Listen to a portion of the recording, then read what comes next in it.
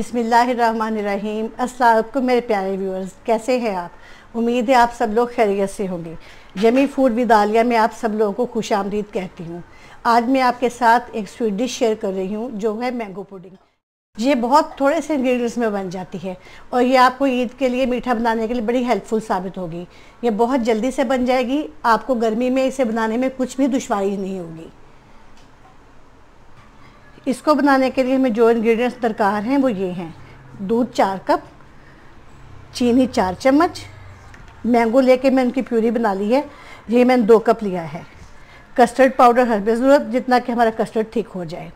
और व्यूअर्स, मैंने ये कप लिया है। आप इस अंदाज़े से बनाएं कि जो भी कप आप ले रहे हैं वो डबल दूध हो और उसका जैसे 2 हिस्से दूध है तो आपने 1 हिस्से मैंगो की प्यूरी लेनी है। तो इस तरह से आपकी पुडिंग बहुत अच्छी बनेगी। सबसे पहले हम एक सॉसपैन में दूध डालेंगे। थोड़ा सा दूध हम बचा लेंगे जिसे हम कस्टर्ड में डालकर कस्टर्ड को बीट करेंगे। इसको कस्टर्ड में हल कर लेंगे इस तरह से।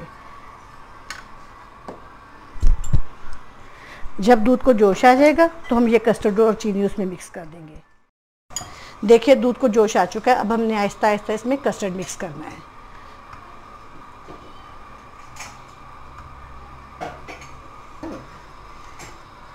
ये देखिए हमने इसमें कस्टर्ड डाल दिया। इसे थोड़ी देर पकाएंगे। अब इसमें शुगर ऐड कर देंगे। शुगर ऐड हो गई। अब हम इसके अंदर मैंगो प्यूरी शामिल कर देंगे।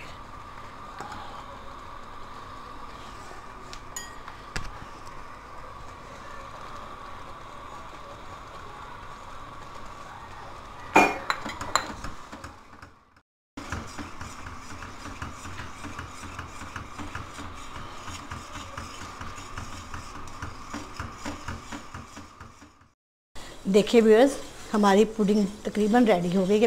बिल्कुल ही रेडी हो गई है। इसकी कंसिस्टेंसी मैं आपको दिखाती हूँ। देखिए इस वक्त इसकी कंसिस्टेंसी ये होनी चाहिए। अब हम इसे ग्लासेस में सर्विंग के लिए डालेंगे और इसे खूब ठंडा करके खाएंगे। इसकी खुशबू इतनी प्यारी आ रही है, अभी से बहुत मज़े की खुशबू आ रही है। अब हम इसे सर्विंग ग्लासेस में निकाल रहे हैं। इसे कम से कम आप 6 से 7 घंटे के लिए फ्रिज में रखकर ठंडा करें। अभी जब ये रूम टेम्परेचर पे आ जाएंगे तो मैं इसे फ्रिज में रख दूँगी। फिर इसके बाद हम इसको डेकोरेट करेंगे। आइसिंग शुगर इस पर आप डाल सकते हैं, इस पर व्हिप क्रीम डाल सकते हैं, इस पर कोई फ्रूट्स रख सकते हैं आप। अगर आप मैंगो जेली पसंद करते हो तो आप मैंगो जेली भी इस पर डाल सकते हैं। देखिए व्यूअर्स, हमारे पुडिंग की फाइनल लुक अभी अच्छी तरह से ठंडी होकर जम चुकी है। मैंने इसको बादाम और क्रीम से गार्निश किया है। ये 2 गिलास मैंने बादाम और क्रीम से गार्निश किए हैं। अब मैं आपको दूसरे 2 गिलास दिखाती हूँ। इसे मैंने क्रीम और चेरी से गार्निश किया है। ये देखें। अब मैं आपको इसकी कंसिस्टेंसी दिखाती हूँ कि कितनी अच्छी जमी है ये देखिए। ये देखिए कितनी बेहतरीन पुडिंग जमी है। ये इसे मैंने बहुत ठंडा किया। तकरीबन इसे मैंने 7 घंटे फ्रिज में रखा है। अगर आप गिलास ना बनाना चाहें तो आप इसे बड़े किसी बॉल में बना के, तो आप ज़्यादा गेस्ट आए तो आप उन्हें उसमें सर्विंग कर सकते हैं। प्यारे व्यूअर्स, अगर आपको मेरी ये डिश अच्छी लगी हो तो प्लीज़ इसे लाइक कीजिएगा और मेरे चैनल को ज़रूर सब्सक्राइब कीजिएगा। तो इंशाअल्लाह फिर मिलेंगे किसी बहुत अच्छी सी नई रेसिपी के साथ।